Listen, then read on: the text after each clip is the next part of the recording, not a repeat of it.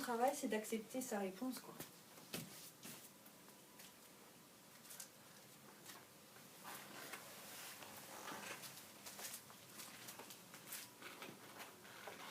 Wow.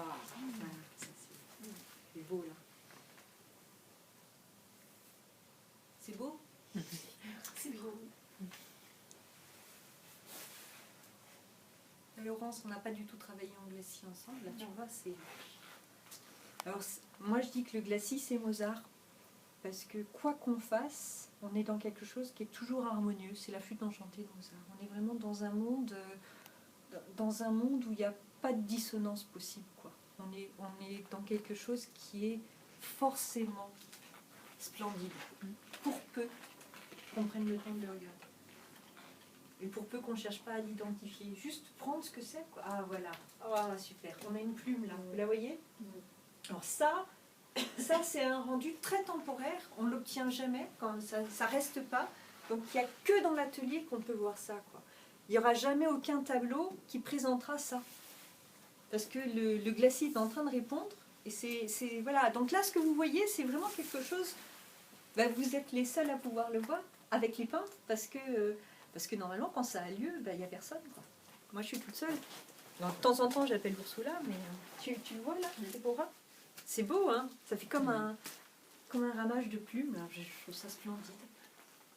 Alors, il y a quelques artistes qui arrivent à bloquer le glacis dans des phases qui, normalement, sont des phases temporaires. Il y en a deux, à ma connaissance. Il y a Zawuki et il y a Jenkins, qui sont deux artistes qui arrivent à bloquer le glacis, là où normalement, théoriquement, il ne peut pas s'arrêter. À ce stade-là, moi, j'ai aucun moyen d'intervenir sur le glacis pour qu'il s'arrête. Même si je trouve ça très beau, la seule chose que je puisse faire, c'est waouh, je m'émerveille et puis c'est tout, quoi. Après, il continue sa vie. Et si tu mets ta toile, excuse-moi, parce que je suis novice, ouais. Mais si tu mets ta toile à plat, il diffuse, il se fuse, quand même. Ouais, il continue. Mais du coup, il ne coule plus, il ne répond plus à Newton, il se diffuse différemment, il s'étale. Mais cette phase-là, là, tu vois, cette soie-là, disparaît. Bon, puis là c'est beau, là.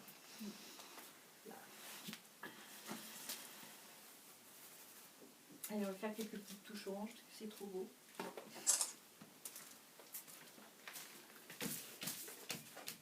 Alors, je joue sur mon degré d'humidité, en fait.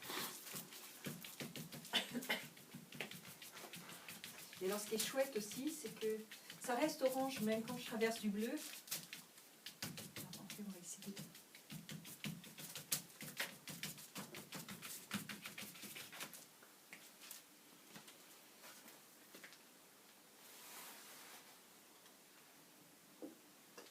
Et puis, je vais en faire partir du bas.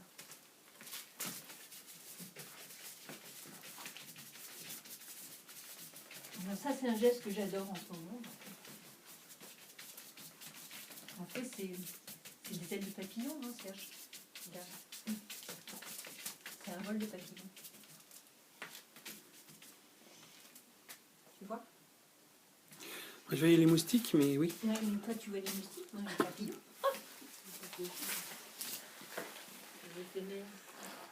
Mais là, ça continue à parler. Splendide.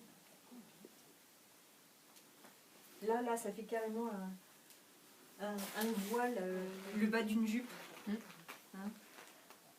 Marie-Pierre, elle a obtenu ça sur certains lâcher-prises. On avait mitraillé parce que c'est pareil, c'est un rendu temporaire. Donc, on ne l'a pas à la fin. On est dans le bas d'une robe en soie, quoi. Donc, quand je travaille avec Ursula, qui est spécialisée dans la soie, on est vraiment sur des approches qui ont la même sensibilité, le même soyeux, le même plaisir. Puis bon, voilà. Alors après, il y a des petites histoires qui commencent à se faire. Alors, on a l'impression que le pigment s'enterre. Là, les oranges ont l'air tout ternes. Dans 10 minutes, un quart d'heure, je vais revenir et puis je vais les réactiver. Puis vous allez voir qu'ils vont remonter, en fait. Et là, ils ont tendance à devenir un peu marronnages. On se dit, oh, ils sont tout sales. Et on ne fait pas du tout. C'est vraiment temporaire. Je vais créer une approche un peu plus forte ici.